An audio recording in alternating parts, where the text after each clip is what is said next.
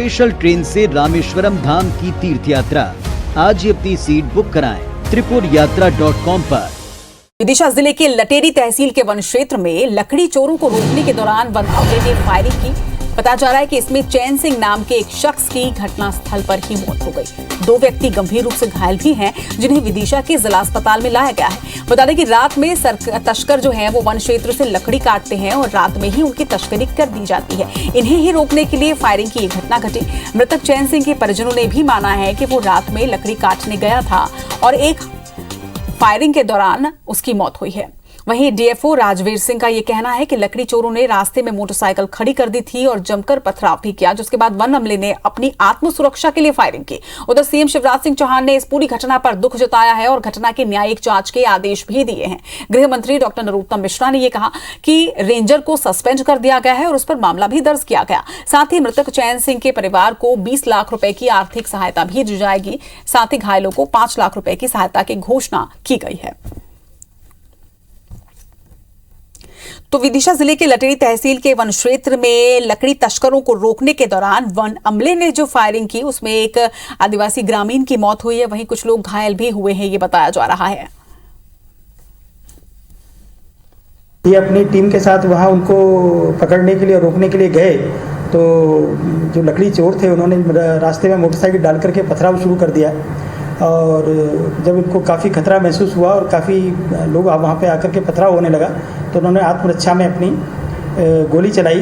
तो उसमें पता चला है कि एक ग्रामीण की मृत्यु हुई है तथा 3 अन्य घायल हुए हैं, जिनको जिला अस्पताल विदिशा में भर्ती कराया गया।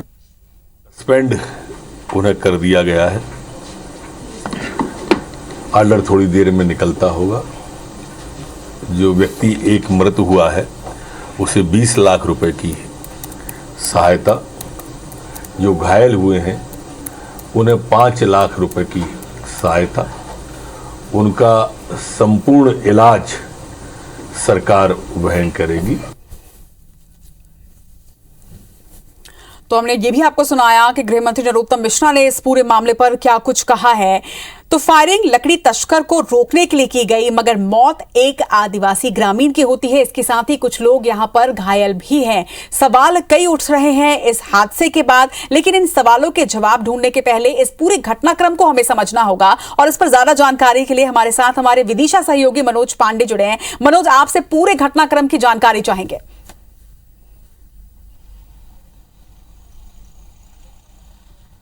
वन क्षेत्र वहाँ के खटियापुरा मोहल्ला गांव है, जहां पर बीती रात्रि में 10 बजे के आसपास डीएफओ राजवीर सिंह के बयान के मुताबिक कि रात्रि में मुखबिर की सूचना जैसे मिली तो उनका जो वन अमला रहता है सुरक्षा के लिए, वो लगातार रात्रि में गश्त करने वहां पहुंचता है और ये पता लगता है कि बीच में मोटरसाइकिल पे कुछ लोग लकड़ी काट कर उस वन क्षेत्र से रात में ही परिवहन करते हैं लोग रात्रि में। निश्चित है कि वो लोग जब वन अमला वहां पर पहुंचा है तो रास्ते में बाकायदा मोटरसाइकिल आरोपियों द्वारा लगाई गई और उसके बाद उन पर लगातार पथराव किया गया। तो डीएफओ के मुताबिक उन्होंने अपनी आत्मसुरक्षा के लिए जो उनके जो रेंजर थे और उनका जो और बल अमला साथ में था, उन्होंने फायरिंग की। फायरिंग के दौरान चैन सिंह नाम का एक व्यक्ति है जो डीएफओ के मुताबिक लकड़ी चोरी में शामिल था, वो उसकी मौत हुई है और 3 अन्य लोग घायल हैं, जिसका विदिशा जिला अस्पताल अटल बिहारी वाजपेयी मेडिकल कॉलेज में उनका इलाज चल रहा है।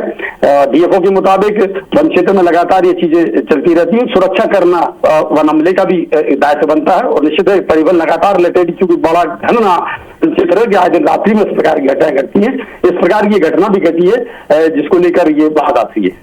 जी चलिए, हम तक ये पूरी घटनाक्रम पहुंचाने के लिए आपका बहुत बहुत शुक्रिया मनोज। जिस तरह से मनोज जानकारी दे रहे थे कि रात में ये लोग लकड़ी काटने के लिए गए थे और जब लकड़ी तस्कर पर ये पूरी कार्रवाई की गई वन अमले के द्वारा तो उस वक्त ये लोग घायल हुए। हालांकि इस वक्त जो घायल है उनका इलाज जरूर जारी है, लेकिन गंभीर बात यह है कि इस पूरे मामले में एक आदिवासी व्यक्ति की जान चली गई है। चलिए, हमारे साथ हमारे भोपाल सहयोगी विवेक पटैया भी इस वक्त जुड़ रहे हैं, उनसे भी समझेंगे ये पूरा घटनाक्रम जो है। विवेक, देखिए, जो वन हमला है वो तो अपनी जिम्मेदारी निभा रहा था, वो तस्करों को रोकने की कोशिश कर रहा था, लेकिन फिर गलती कहां हुई, लापरवाही किसकी सामने आई है और अब इस पर क्या कुछ कार्रवाई की जाएगी? देखिए, पूरा मामला विदिशा के लटेरी का है, जहां पर लकड़ी लेकर जाने वाले आदिवासियों पर वन अमले ने फायरिंग की और फायरिंग में एक व्यक्ति की मौत हुई है और मौत के बाद जो है अब ये मामला राजनीतिक रंग भी ले सकता है, लेकिन सरकार उसके पहले ही जो है बैकफुट पर आ गई है। सरकार ने इस पूरे मामले में वन अमले के जो जिम्मेदार अधिकारी है उनको सस्पेंड कर दिया है। साथ ही उनके ऊपर 302 धारा के तहत मुकदमा भी दर्ज किया है और जो मृतक परिवार है उसके परिजनों को, जो मृतक है उसके परिजनों को 20 लाख रुपए की आर्थिक सहायता की घोषणा की है।